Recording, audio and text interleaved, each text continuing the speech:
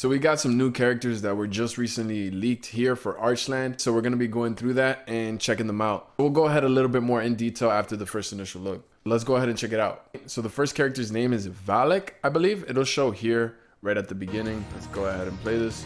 The quality is not the best as far as video quality, but it's decent. So as you saw there, she was able to throw a heal on him. We'll go over the abilities after. It seems like she could put a heal and then it does AoE damage. Looks like she puts a big AoE heal. I'm not sure. Okay. It's another ability. Okay, with the detonation thing going on too. She is a fire healer as well. So definitely looking forward to that. Let's go a little bit more in depth with her. So her first ability here, it looks like just a basic heal that she just does and heals you, but she does have a buff over her. I don't know if this is a unique buff that she puts on herself that maybe increases the healing even more, but that's a fat number. 6,000 for a single heal. That's nothing to scoff at, right? That's a huge heal.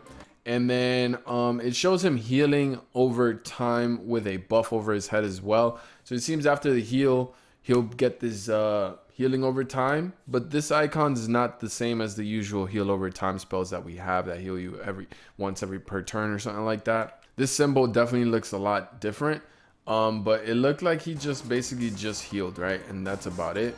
And there was a second part that they showed of him getting attacked, and I guess it has a damage reduction effect as well, because he didn't actually take that much damage. So it's probably a heal over time spell that offers on top of that damage reduction, and from the looks of it, it might be physical damage, because I think that ability might have been physical or magical. Can't really tell, but it's either one of the immunities, or it can have a reduction of both. So that's very nice to have. And it showed him again here again, guys, him doing his like little heal buff, and then he's getting hit again for 192, which is like no damage at all, right? So that's actually very, very good. It looks like it does not dispel after the heal over time procs as well, so the enemy debuff will stay on him, but it looks like he is getting that damage reduction. Now in this one, it looks like she does an AoE heal here that heals everyone. Really cool looking animation too with it. Let's check it out again. It looks like definitely she's cleansing here. So she's definitely cleansing because she had a bunch of debuffs on her. So keep your eye on VALAK right here, the Fire Priest. She goes right here. She healed off one debuff, and then she put that icon on her for 2 turns again. So I think you can do an AoE heal with this ability, and then you can also put choose who you want to put this on. Maybe your other ally has it as well. You just can't tell that she has it because she has so many debuffs and buffs on her. I hope they make it where you can see the debuffs and buffs a little bit more easier, or maybe stack them on top of each other, like on 2 layers, so you can see all the debuffs, or make them smaller and keep stacking them so you can see all the debuffs right just at first glance. But it could possibly put it on your ally as well here.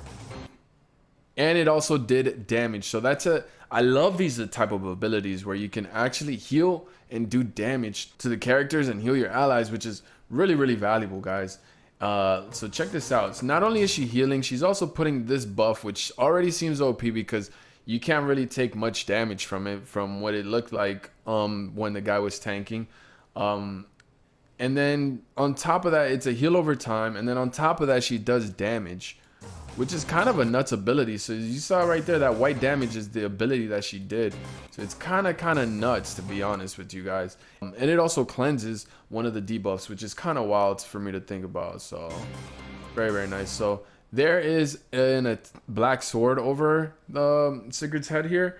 Can't really tell what it is, but it could be this green buff right here. So it seems like that's part of her passive, guys, that she puts on that heal over time and a damage reduction buff. It seems like as long as you're healing or something, or as long as you're around the allies, you'll be able to apply this buff, this heal over time and damage reduction buff on them.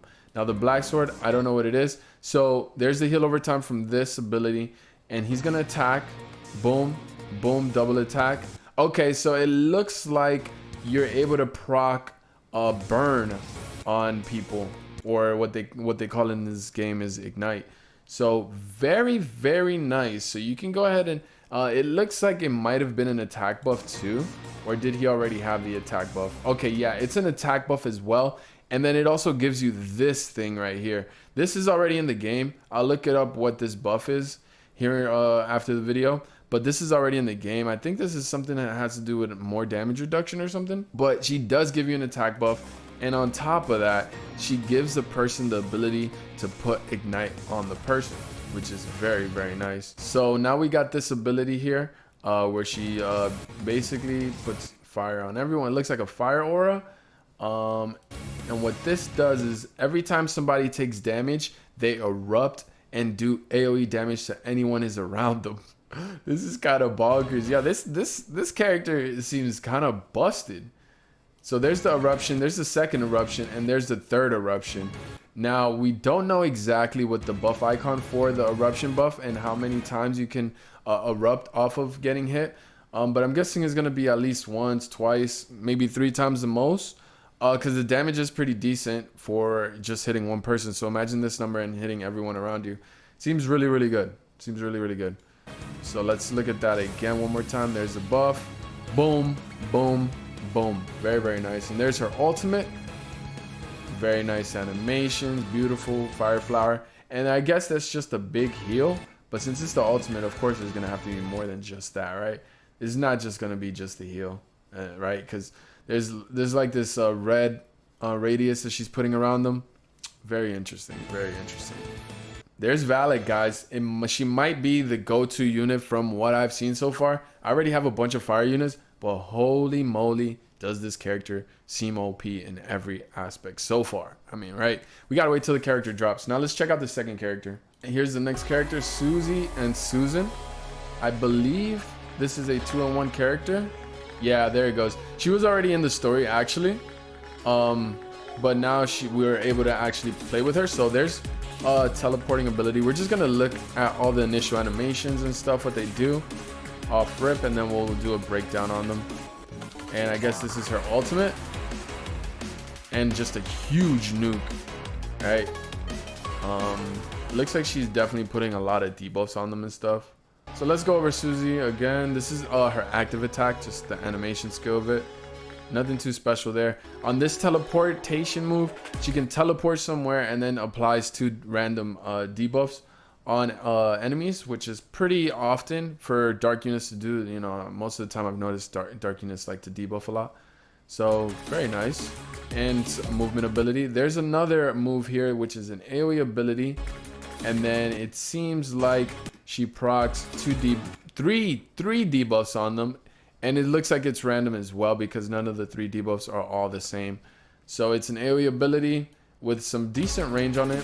As you guys can see, it looks like for sure it does proc silence, because one of what they're showcasing here is the fact that they're silenced. And you'll see the close-up screen right here in the bottom right. You see the abilities. When they're silenced, they can't use none of their moves, not even passives. I didn't know that it silenced your passive too. Very nice. So I guess you can only use your active abilities during this. So there's that. And this is her ultimate. And this is just huge damage, I'm guessing. But it didn't show the damage numbers afterwards. I guess that's the hit right here. And it just seems like it's just more debuffs, it looks like. Okay. Very nice. So this is going to be a dark sorcerer unit, right? Dark mage unit. So very, very nice. SUSIE and Susan. Honestly, I'm super excited for these characters. It's going to be the last day for Gabriel and Semi. So if you guys are interested in getting them, this is the last day, and then these units will be replacing them. So honestly, I already have a lot of fire units, and I need a strong dark unit, but that healer just seems broken. So we might end up pulling for the healer, guys. So stay tuned for the summons. And this update is actually happening tomorrow from the recording of this video. So I hope you guys enjoyed the video. Make sure you guys subscribe, like the video, share this around, and leave a comment down below. And I will see you guys in the next one. Peace.